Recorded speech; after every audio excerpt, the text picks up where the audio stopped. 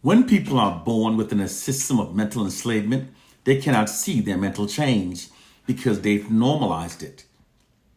When enslaved Africans were brought in ships to America, the enslaved Africans that did not move stopped noticing their mental change. Today, the enslaved Africans are those who don't critically think, therefore doesn't notice their mental change. Case, point, and proof. Have you ever stopped to consider just how cartoonishly unrealistic it actually is that virtually all study results that we receive from white sources favor themselves over blacks? Some things are so obviously ridiculous that it's only by not critically thinking that it cannot be seen.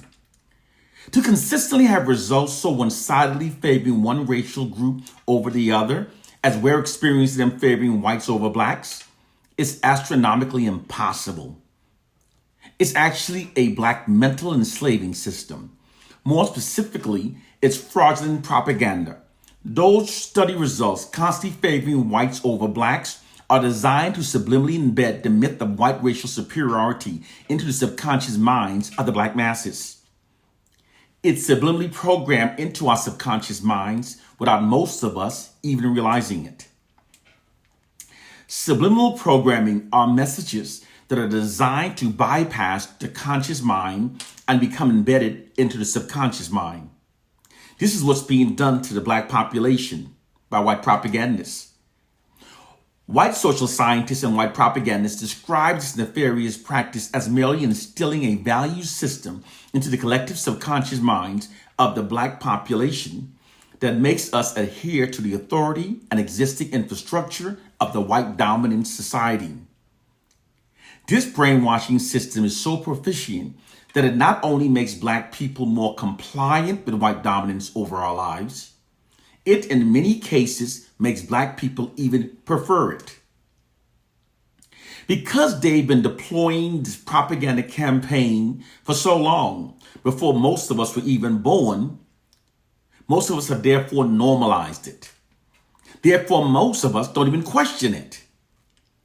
Once you start researching facts for yourself, instead of blindly allowing the white society to tell you what to believe, you'll then learn that the myth of white racial superiority over blacks only prevails when white people are controlling and distorting the narratives. The white society's brainwashing of black people is so proficient that millions of black people now unknowingly participate in our own mental enslavement. Case, point, and proof. One of the most disheartening experiences is to visit public schools and witness black school teachers, black principals, black faculty members that routinely participates in the mental enslavement of black students. Black students from kindergarten through the 12th grade are taught from an educational curriculum that exalts the history and achievements of only whites, while marginalizes their own. Moreover, it cuts them off from the knowledge of themselves by beginning their history with their enslavement of our ancestors, rather than the great achievements of our ancient empires, thus rendering them totally ignorant of their great achievements and great history. The white society's educational curriculum's failure to adequately provide black students with a racially affirming curriculum, as it routinely does so for white students, is actually a mental enslaving system. It's essential for maintaining white social dominance over the black population, because for a ruling class to maintain its position of social dominance over its oppressed population, they must condition the oppressed from a very early age to accept their own subordinate status and to adhere to the authority of the dominant culture. To do so, the education given to the oppressed from the time that their minds are young and most impressionable must be the type that denies them of a racially affirming education. When the oppressed population is denied of a racially affirming education, this conditions them to perceive themselves through a false inherent subordinate identity that makes them more accepting of their subordinate status within a society dominated by their oppressors.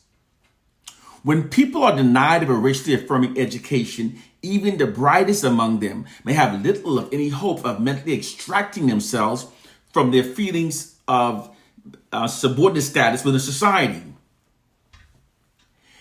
Education is much more than a matter of developing students' cognitive abilities in math, language, and science.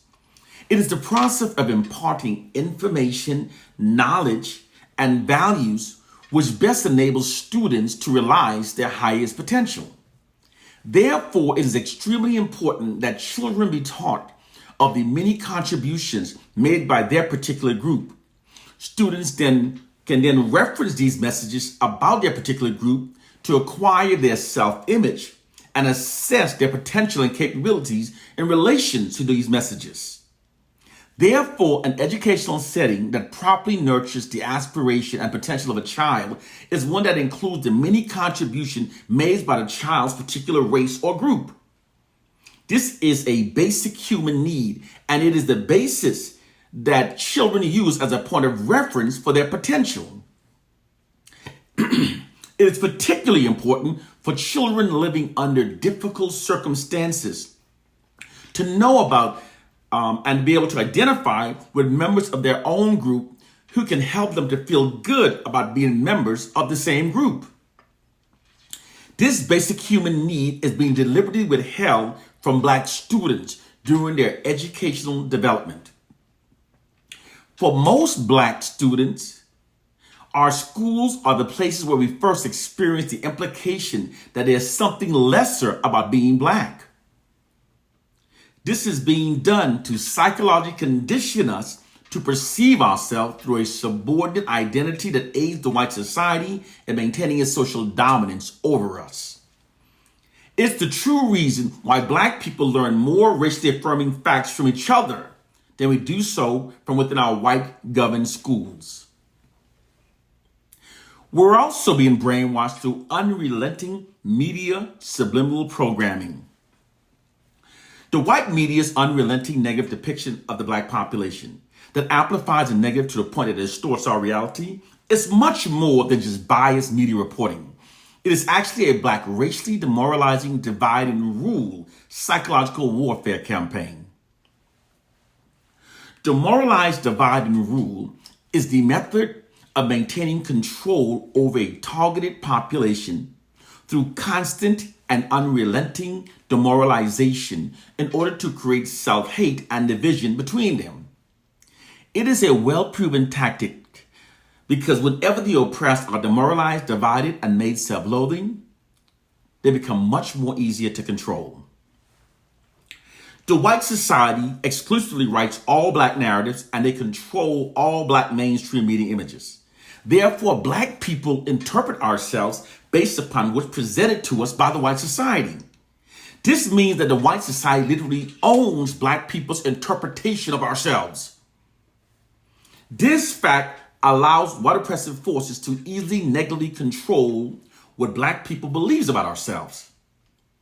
White oppressive forces determined a long time ago that by perpetually negatively distorting what Black people believes about ourselves, they could demoralize us, divide us, and they could shift Black collective aggressions away from the white society and redirect it against ourselves, thus preventing our ability to unify ourselves against the white oppressive society. This psychological warfare system is deployed like a massive media marketing campaign that constantly subjects Black people to receiving only the fraudulent worst narratives and media images about ourselves. Within this system, fraudulent, Black, racially demoralizing, and devaluing propaganda is being pumped unrelentingly into the unsuspecting minds of the Black population without being challenged or counterbalanced by an equal amount of Black positive, racially affirming information. It conveys the subliminal message that Black people are our own worst enemies and we therefore need whites to govern over our lives. Moreover, that Black people should admire, respect, and trust only whites. It manipulates us to believe that our core problem lies within ourselves. When people have been misled to believe that their core problem is an internalized one, this demoralizes, divides, creates self-hatred, and it shifts their collective aggressions away from their true enemies and redirects it against themselves. This also attacks the core foundation of what bonds us as a people, and we can then be ruled over forever. This system is extremely effective because when Black people are repetitively presented those noted narratives from trusted white media sources, it can be very difficult to resist its implied subliminal propaganda programming, especially when the propaganda is being told daily and so unrelentingly. Its weapon is the demoralizing message that it carries and the way that it adversely affects the Black population in terms of our behavior. With time, being unable to refute the constant negative messages about ourselves, many Black people eventually comes to accept them, and we internalize them. The constant taunting of negative Black propaganda unconsciously influence how many within the Black population perceives ourselves, creating the profound self-hatred. Is why we constantly make negative generalizations about ourselves. This condition prevents us from unifying against the white society.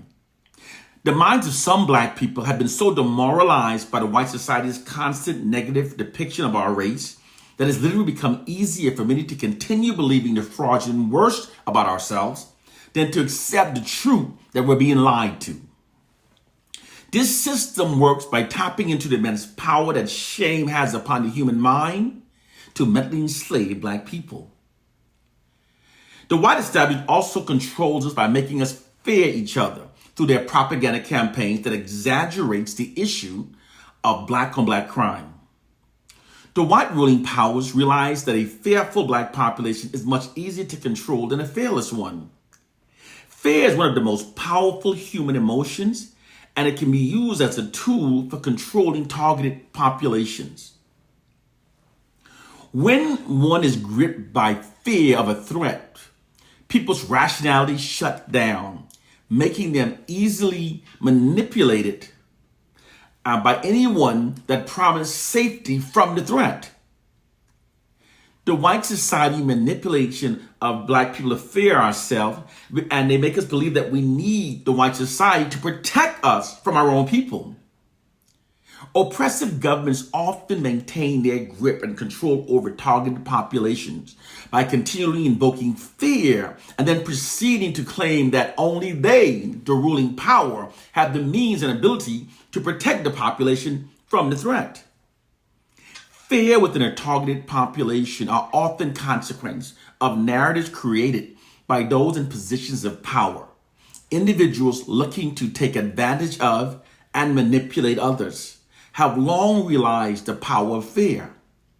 Ruling classes for many years have understood the power of intentionally invoking fear into their subordinate populations as a means of social control. Social scientists calls it fear psychosis. Through a skillful, sustained use of repetitive media propaganda, subliminal programming, the white society have brainwashed millions of Black people to think and behave in ways that protects the interests of the white society.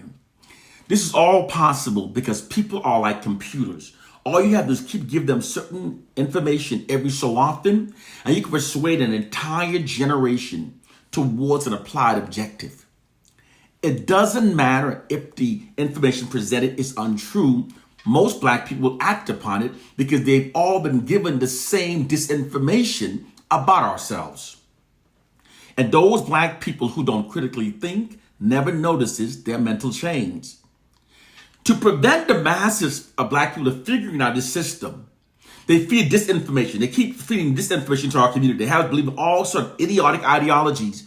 And those idiotic ideologies are also designed to keep us divided, believe in different ideologies, and keep us confused. We have to elevate our minds and see our reality. And this is why those who know the truth must teach African proverb. One love and peace.